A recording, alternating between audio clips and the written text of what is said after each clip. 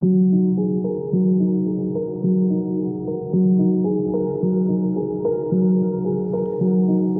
साह्रै महत्त्वपूर्ण, सरकारलाई सधैँ आलोचना आउने गर्छ। एयरपोर्टमा लास मात्रै आउँछ, अङ्गभङ्ग भएर मान्छेहरू आउँछन्, टिनको छाना झलक्क बलेको देखिन्छ, तर वैदेशिक रोजगारमा गएका मानिसहरूको दुःख पीडा कसले बुझ्ने, त्यो घाउमा मलम कसले लाउने?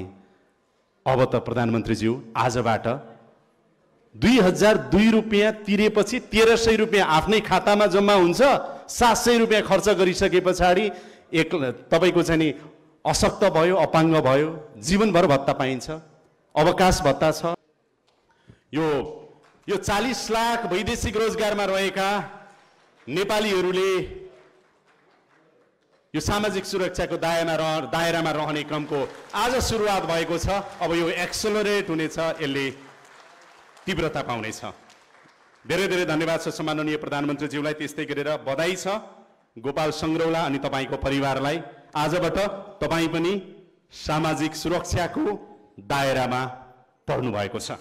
40-50 लाख अघि नै मैले भने विदेशमा छन् र यो रणनीतिक योजनाले खास गरेर 5 वर्षको मार्गचित्र स्पष्ट पार्छ र यसको गन्तव्य पनि पहिचान गरेको छ। वैदेशिक रोजगारमा रहेका श्रमिक र विदेशमा रोजगारमा रहेका व्यक्तिलाई लक्षित गरी सामाजिक सुरक्षा योजनाको शुभारम्भ भएको छ। बुधबार सामाजिक सुरक्षा कोषले काठमाडौँमा आयोजना गरेको एक समारोहमा प्रधानमन्त्री पुष्पकमल दाहाल प्रचण्डले यो अभियानको शुभारम्भ गर्नुभएको छ। प्रधानमन्त्री दाहालले रोजगारीका क्रममा इजरायलमा रहेकी मन्जु थपलियाका श्रीमान गोपाल सङ्ग्रौलालाई सामाजिक सुरक्षाको परिचय पत्र दिएर बाटो खुल्ला गर्नुभएको छ। पेन्सन सहितको सुविधा पाउने गरी कोषले योगदानमा आधारित सामाजिक सुरक्षा कोषमा समावेश गराउन सुरु गरेपछि आबद्धताको बाटो खुलेको हो। आउनु सुन्नुहोस् श्रमिकले के पाउनेछन् सुविधाहरू। वैदेशिक रोजगारीमा रहेका श्रमिक र स्वरोजगारमा आबद्ध नेपाली नागरिकको लागि लागू गरिएको योजनाहरू हाल दुर्घटना उपचार खर्च र अशक्तता, आश्रित परिवार सुरक्षा योजना र वृद्धावस्था सुरक्षा योजनाहरू छन्। यस्तो दायरालाई परिपूर्ण बनाउनका लागि गन्तव्य मुलुकसँग सम्झौता गरी सामाजिक सुरक्षाका योजनाहरूमा आबद्ध गराउने दिशामा मन्त्रालय अगाडि बढिसकेको छ भने कोष मार्फत यस्ता योजनाहरूमा आबद्ध हुन नसक्ने श्रमिकलाई सामाजिक सुरक्षाको दायरामा ल्याई विदेशमा काम गर्ने नेपाली नागरिकको लागि सामाजिक सुरक्षा योजनाहरूको रणनीतिक कार्यान्वयनलाई अगाडि बढाइएको छ। वैदेशिक रोजगारीका लागि नयाँ श्रम स्वीकृति लिएर जानेहरूका लागि वैदेशिक रोजगार विभागको श्रम स्वीकृतिका लागि कार्यान्वयनको अनलाइन पोर्टल, जसलाई हामी फेमिस सिस्टम भन्छौँ, त्यसबाटै सामाजिक सुरक्षामा आबद्ध हुने व्यवस्था मिलाएकाले सूचीकरण सहज हुने भएको छ। श्रम स्वीकृतिको समयमै सोही सिस्टमबाट बिना झन्झट सामाजिक सुरक्षा कोषमा सूचीकरण हुने व्यवस्थाका लागि श्रीमान सचिवज्यू, मन्त्रालय परिवार एवं वैदेशिक रोजगार विभाग परिवारप्रति हार्दिक आभार व्यक्त गर्दछु। त्यसै गरी विदेशबाटै पुनः श्रम स्वीकृति लिन सक्ने हालैको व्यवस्थाले विदेशमा रहिरहेकाहरूका लागि पनि श्रम स्वीकृति र सामाजिक सुरक्षामा आबद्धतालाई सहज बनाउने नै छ। यसको साथै श्रम स्वीकृति लिएर हाल जो विदेशमा हुनुहुन्छ उहाँहरूले कोषको वेबसाइट मार्फत रजिस्ट्रेसन गर्न सक्ने व्यवस्था गरिएको छ। त्यसै गरी अनलाइन सपोर्टको लागि 24 घण्टा सेवा प्रदान गर्न कल सेन्टर शुल्क नलाग्ने 1116 नम्बरको व्यवस्था गरिएको छ र विशेषतः विदेशमा रहनेहरूले कोषबाट यी जानकारीहरू लिनको निम्ति चाहिँ भाइबर र व्हाट्सएपको ग्रुपहरू यो मार्फत सपोर्टको व्यवस्था मिलाइएको छ। हामीलाई वैदेशिक रोजगारीको क्षेत्रमा सामाजिक सुरक्षा कार्यक्रम सञ्चालन गर्न सुरुदेखि नै उत्प्रेरित गर्ने गैर आवासीय नेपालीहरूको संस्था एनआरएनएसँग सहकार्यका लागि एमओयू भइसकेको छ भने 80 भन्दा बढी मुलुकमा भएका एनआरएनए संस्थाहरूबाट आवश्यक सहयोगको प्रतिबद्धता समेत प्राप्त भएकाले हामीलाई थप प्रेरणा र हौसला प्राप्त भएको छ। यसका लागि म हार्दिक आभार व्यक्त गर्दछु। विदेशमा रहेर पनि नेपालमा रहेको बैंक खाता मार्फत योगदान रकम सङ्कलन गर्न सक्ने र नेपाली बैंक तथा रेमिट्यान्सका विदेश स्थित कार्यालयहरूबाट योगदान रकम सङ्कलनमा सहयोगको अपेक्षा गरिएको छ। नेपाल सरकारले तोकेको आधारभूत तलबमानको आधारमा अब मैले यो स्किमहरूको थोरै के सुविधाहरू छन् भन्नेमा उल्लेख गर्न गइरहेको छु। आधारमा जुन 9385 छ त्यसको 7.48% हुने रकम रु 2002 मध्ये 702बाट जुन दुर्घटना अस्पतालमा भर्ना भई उपचार गराउँदा वार्षिक रु 1 लाखसम्मको भुक्तानी, अशक्त भएमा आधारभूत तलबमानको 60%ले हुन आउने रकम रु 5635 मासिक रूपमा कोषले उपलब्ध गराउनेछ। मृत्यु भएमा काजक्रिया खर्च बापत एकमुष्ट रु 25,000 र आश्रित श्रीमान वा श्रीमतीलाई आधारभूत तलबको 40%ले हुने रकम मासिक रु 3,754 र सन्ततिलाई शैक्षिक वृत्ति बापत पनि आधारभूत तलबमानको 40%ले हुने रकम मासिक रु 3,754, यो सन्ततिलाई चाहिँ 21 वर्षको उमेर नपुग्दासम्म हो, 3,754 को सुविधा व्यवस्था गरिएको छ। आगामी दिनमा योजनाहरूमा थप सुधार एवं परिमार्जन गर्दै योगदानकर्ता मैत्री बनाउन कोष प्रतिबद्ध भएको ब्यौरा अनुरोध गर्दछु। त्यसै गरी मासिक रूपमा रु 1,300 र बढीमा रु 28,150 सम्म जम्मा गर्न सक्ने यो निश्चय यो डिपोजिटको हिसाबमा छ। यो रकमबाट एकमुष्ट त्यो रकम पनि एकमुष्ट भुक्तानी वा वृद्धावस्था पेन्सन स्किम रोज्नु सक्नुका साथै विदेशबाट नेपाल फर्किसकेपछि अन्य सामाजिक सुरक्षा योजनाहरूमा पनि त्यही एसएसआइडी र त्यही एमाउन्टहरूलाई ट्रान्सफर गरेर कन्टिन्यू गर्न सक्ने व्यवस्था गरिएको छ। सामाजिक सुरक्षा कोषको आबद्धतालाई प्रभावकारी बनाउँदै श्रमिक मैत्री बनाउने गरी अग्रिम रूपमा 6 महिनाभन्दा बढीको योगदान गर्ने योगदानकर्ताको लागि 10% प्रिमियममा छुटको व्यवस्था छ।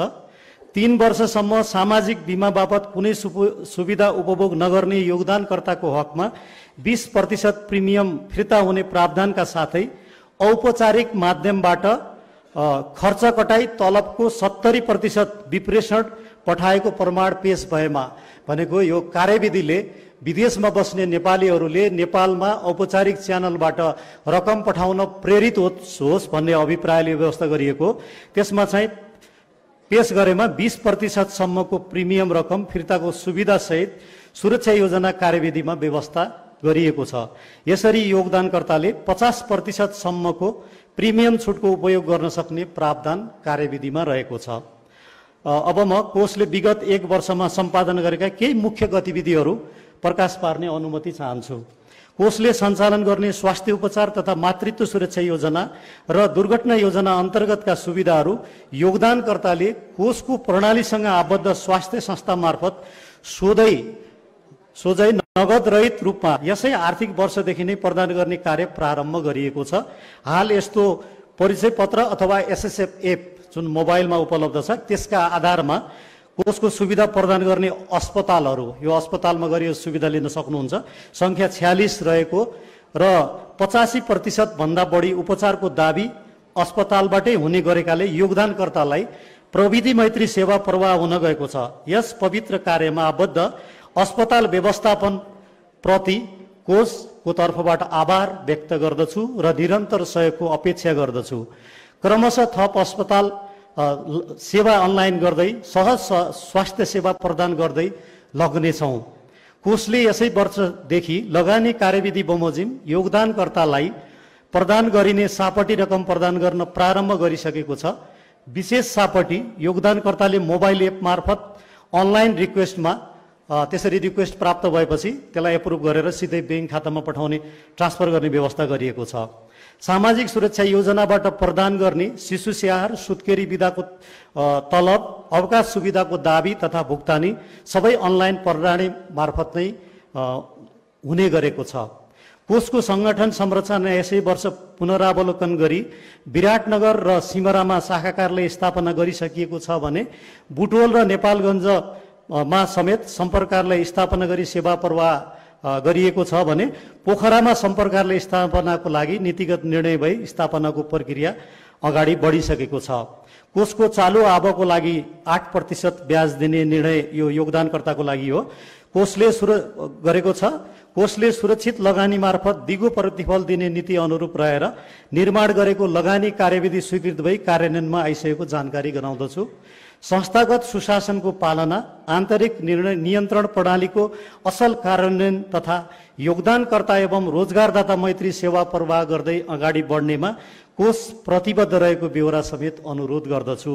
अन्त्यमा वैदेशिक रोजगारीमा रहेका श्रमिक र स्वरोजगारमा रहेका व्यक्तिको योगदानमा आधारित सामाजिक सुरक्षा योजना समुद्घाटन समारोहमा आफ्नो व्यस्तताको बावजुद यस कार्यक्रमलाई महत्त्व दिएर पाल्नुहुने सम्माननीय प्रधानमन्त्रीज्यू, नेपाल सरकारका श्रीमान मुख्य सचिवज्यू, श्रीमान अध्यक्षज्यू, सञ्चालक समिति तथा सञ्चालक समितिका सदस्यज्यूहरू, मन्त्रालयका सहसचिवज्यूहरू, विभागीय प्रमुखज्यूहरू, कार्यकारी निर्देशकज्यूहरू, जेटियुसिसी परिवार, विभिन्न ट्रेड युनियन महासङ्घबाट पाल्नुहुने महानुभावहरू, कर्मचारी मित्रहरू, गैर आवासीय सङ्घका अध्यक्षज्यूहरू एवं पदाधिकारीज्यूहरू, रोजगारदाता महानुभावहरू, सम्पूर्ण अतिथिज्यूहरू, पत्रकार मित्रहरू सबैप्रति कोषको तर्फबाट सम्मान अर्पण गर्दै हार्दिक आभारसहित पुनः स्वागत गर्दछु।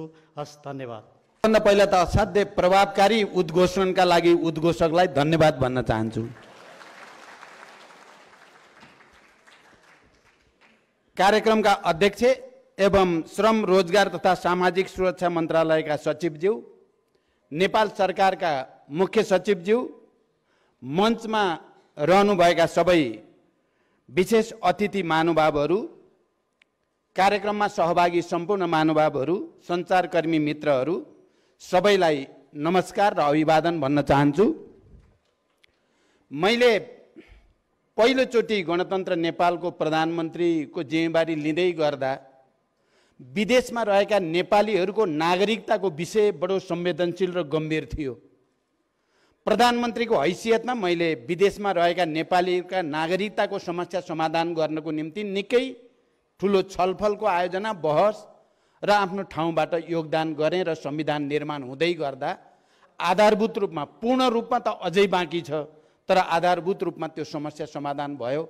मैले गर्वको महसुस गरेँ। दोस्रो पटक मैले प्रधानमन्त्रीको जिम्मेवारी लिँदै गर्दा विदेशमा रहेका लाखौँ नेपालीहरूको सुरक्षाको, स्वास्थ्यको र बिमा सम्बन्धी समस्यालाई सम्बोधन गर्ने मैले प्रयास गरेँ। मलाई त्यसमा पनि गर्व छ। अहिले आजको दिन वैदेशिक रोजगारीमा रहेका श्रमिक र विदेशमा स्वरोजगारमा रहेका व्यक्तिको सामाजिक सुरक्षा योजनाको आरम्भ गर्दै गर्दा म विशेष रूपले गर्वको महसुस गरेको छु, धेरै खुसी महसुस गरेको छु। म सबभन्दा पहिला त म आयोजकहरूलाई धन्यवाद भन्न चाहन्छु।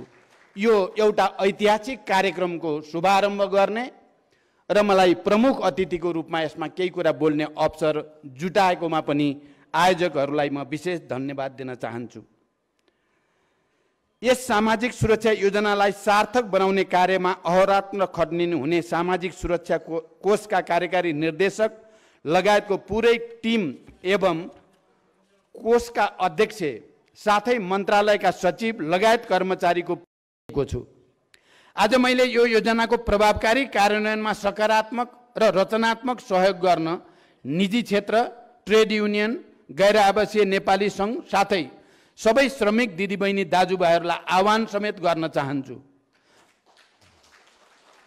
म यहाँहरूलाई भन्न चाहन्छु कि यो सुरुवात मात्रै हो। आगामी दिनमा यहाँहरूलाई थप प्रभावकारी कार्यक्रमहरू ल्याउँदै सरकार, देश यहाँहरूसँगै छ भन्ने विश्वास दिलाउँदै जाने प्रतिबद्धता पनि म व्यक्त गर्न चाहन्छु। त्यसका लागि यहाँहरू सबैको सक्रिय सहभागिता, सक्रिय सहयोग र खबरदारीको भने सदैव आवश्यकता पर्नेछ। मैले अस्ति पनि भने, सधैँ भनिरहेको छु, जोड दिइ नै रहेको छु कि रोजगारीका लागि विदेशमा जाने युवाहरूलाई कुनै पनि रूपले दुख दिने काम, ठगी गर्ने, ढिलासुस्ती गर्ने काम सरकारलाई स्वीकार्य छैन, सही पनि छैन। अब दुःख दिने, दुःख पाउने दिन गए। अब सबैको सम्मान हुनेछ, सबैको आत्मसम्मानमा बढोत्तरी हुनेछ, यहाँहरूको योगदानको कदर हुनेछ। ज्ञान, सिप, पुँजी र प्रविधिको यहाँहरूकै हित र देश हितमा प्रयोग हुनेछ। यो सरकारको प्राथमिकता पनि हो, प्रतिबद्धता पनि हो।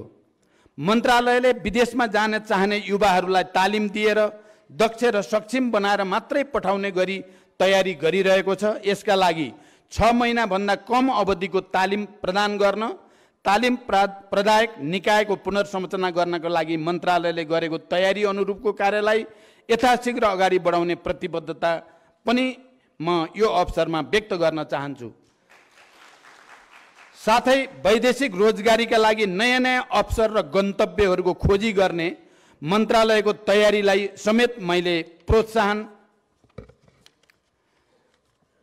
गर्दै आएको छु र गरिरहन चाहन्छु र श्रम सम्झौता हुन बाँकी देशहरूसँग सम्झौता गर्ने, भइसकेका सम्झौताहरूलाई समय सापेक्ष बनाउने कार्यलाई अगाडि बढाई विदेशमा रहेका नेपालीहरूको हक हित सुविधा बढाई त्यसबाट हुने लाभलाई गुणात्मक रूपमा ल्याउने कुरामा यो सरकारको प्राथमिकता कायम नै छ।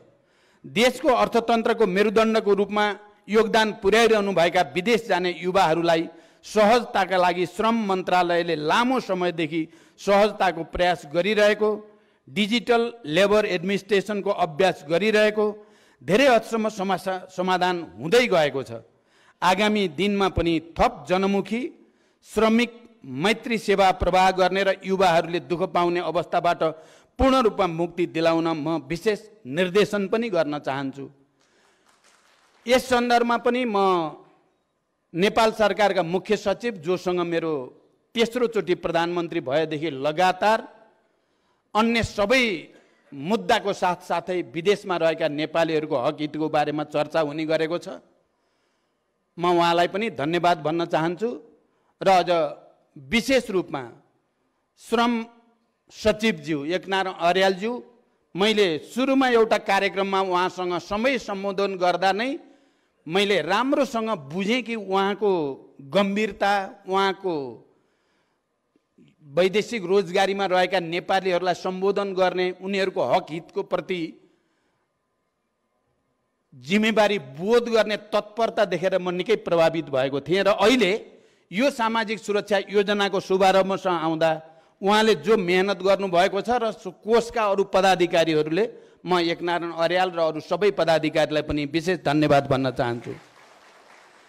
जब श्रम प्रशासन पूर्णतः डिजिटल अब श्रम प्रशासन पूर्णतः डिजिटल हुँदैछ, विदेशबाटै पुनः श्रम स्वीकृति लिन सकिने व्यवस्था मिलाइएको छ। यसमा पनि मैले गर्वको पनि महसुस गरेको छु र सम्बन्धित पदाधिकारीलाई धन्यवाद पनि भन्न चाहन्छु। 2 वर्ष मात्रै श्रम स्वीकृति दिने प्रणाली हटाइएको छ। विदेशमा रहेका नेपाली श्रमिक दिदीबहिनी दाजुभाइहरूलाई आइपर्ने विविध समस्यालाई तत्काल सम्बोधन गर्न विदेश स्थित नेपाली नियोगहरूबाटै स्वीकृति दिने व्यवस्था मिलाइएको छ। श्रम तथा रोजगार कार्यालयहरूमा हुने भिड अहिले हटेको छ। विदेश स्थित नेपाली नियोगहरूमा छुट्टै श्रम कक्ष लेबर डेस्कको व्यवस्था गर्ने निर्णय गरिएको छ। अध्यागमनमा हुने रोजगारीका लागि श्रम स्वीकृति लिएर जाने युवाहरूप्रति फरक व्यवहार गरिने व्यवस्था अन्त्य गरिएको छ। आगामी दिनमा यहाँहरूको सम्मानका लागि यो सरकार लागि नै रहनेछ। सरकारको प्राथमिकता भनेको जनताको मुखी सेवा प्रवाह गर्ने नै हो भन्ने विश्वास पनि म विशेष रूपले दिलाउन चाहन्छु। सम्पूर्ण उपस्थित मित्रहरू, वैदेशिक रोजगारीमा गएका नेपालीहरूको भवितव्यमा परे मृत्यु भएमा प्राप्त गर्ने कल्याणकारी सुविधामा समसामयिक पुनरावलोकनका साथै राहत उद्धारमा तदारुकता अपनाइनेछ। केही दिनभित्रै स्वदेश तथा विदेशमा कार्यरत रहेका श्रमिकहरूको स्वास्थ्य समस्या सल्लाह दिन टेलिमेडिसिन सेवा समेत सुरु गरिने जानकारी पनि म यस दिन गराउन चाहन्छु।